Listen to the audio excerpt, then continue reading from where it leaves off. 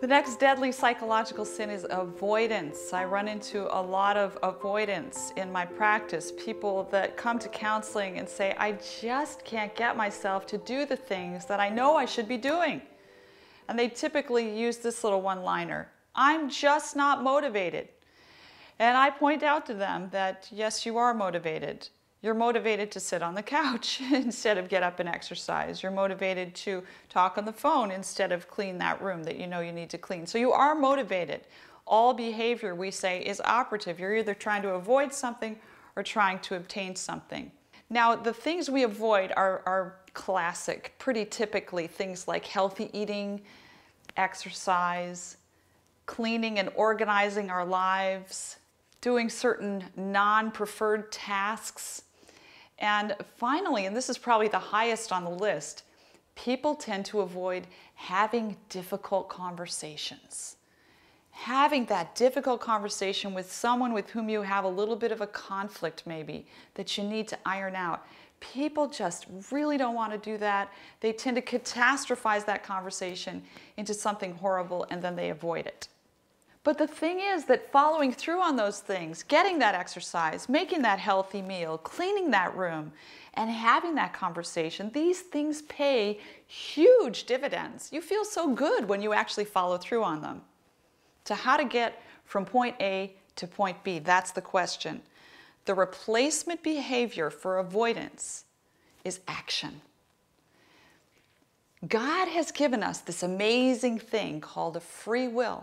Now, I realize that there are some behavioral scientists that deny that human beings possess a free will. They think we're just genetically programmed and biologically programmed or influenced by our environment, and we're just like little cells in a petri dish. We just respond to our environment in these predictable and precise ways.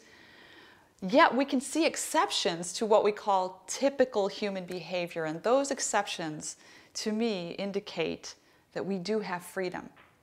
Now, using our free will can be a difficult thing, particularly in a condition that we call learned helplessness. There are certain people that have great difficulty being proactive in their lives and taking control, so to speak.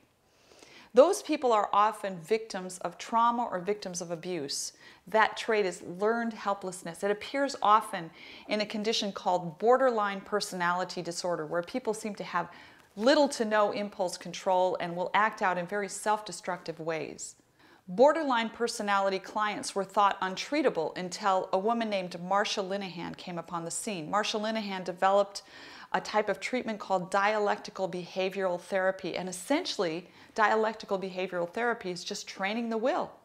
She taught people how to go directly against their inclinations in an exercise called opposite action. If they feel like going into the kitchen and binging on sugar, she taught them to take a walk instead. If they felt like going to the shopping mall and running up their credit cards, she taught them to go to the soup kitchen and volunteer instead. Do the exact opposite of what you feel like doing.